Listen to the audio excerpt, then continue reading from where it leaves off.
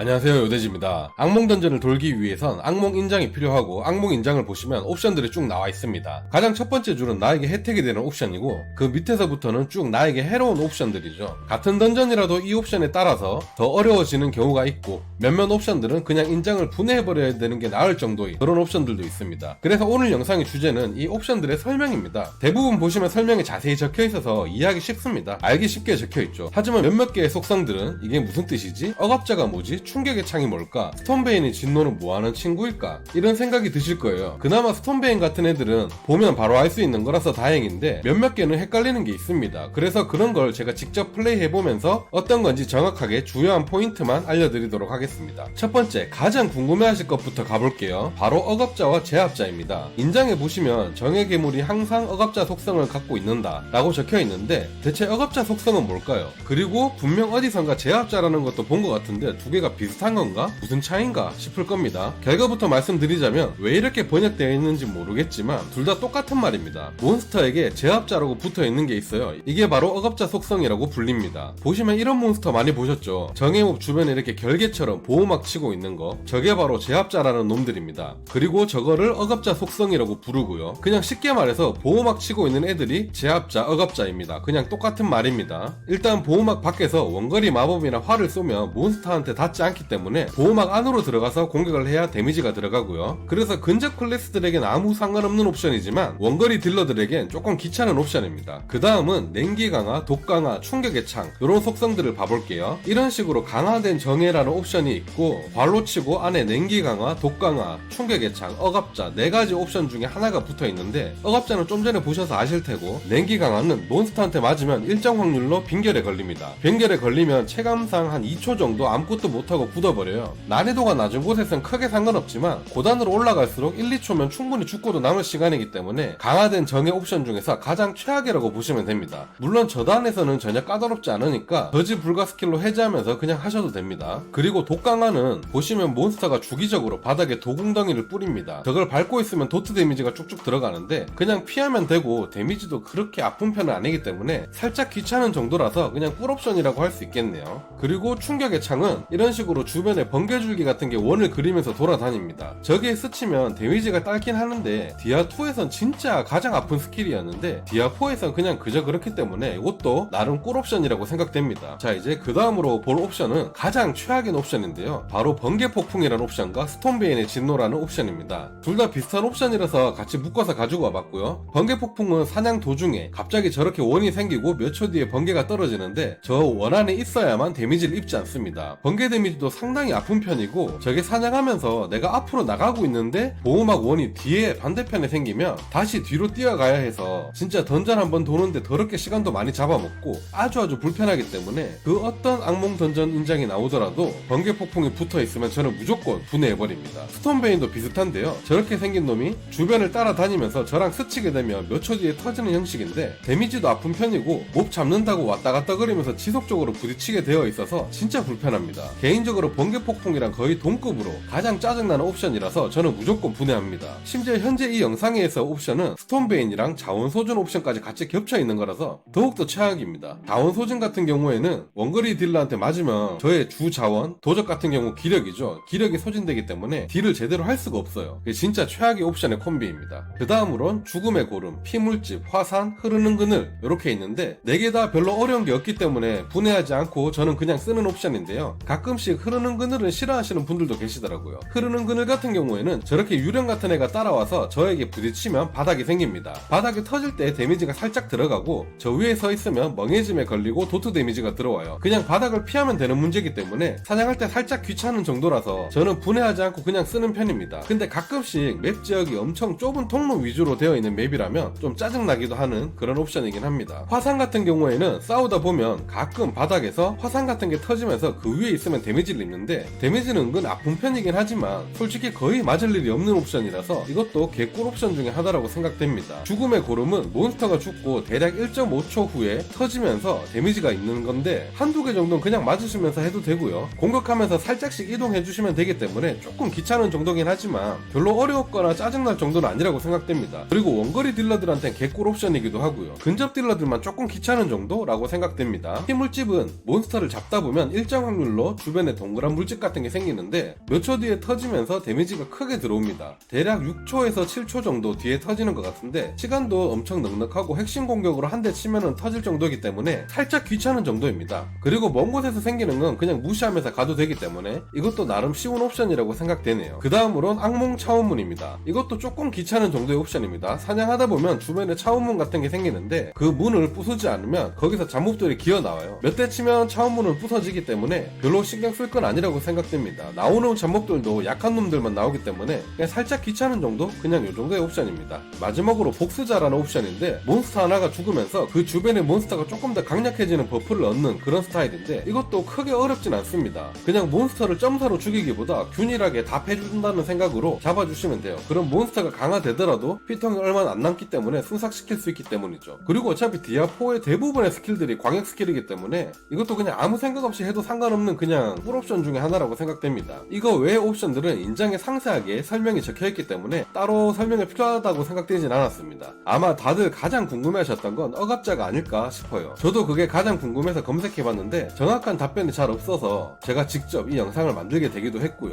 여튼 번개폭풍, 스톤베인, 자원소진 요거 3개가 저는 가장 별로라서 무조건 분해해버리고 있고요. 냉기 강화나 저지 불가 괴물 요것도 좀 별로라고 생각해서 분해하고 있는 추세긴 합니다. 여러분들도 플레이 해보시면서 조금이라도 불편한 옵션들은 걸으면서 하시는 걸 추천드리겠습니다. 오늘 영상이 도움이 되셨다면 구독, 좋아요 부탁드립니다. 감사합니다.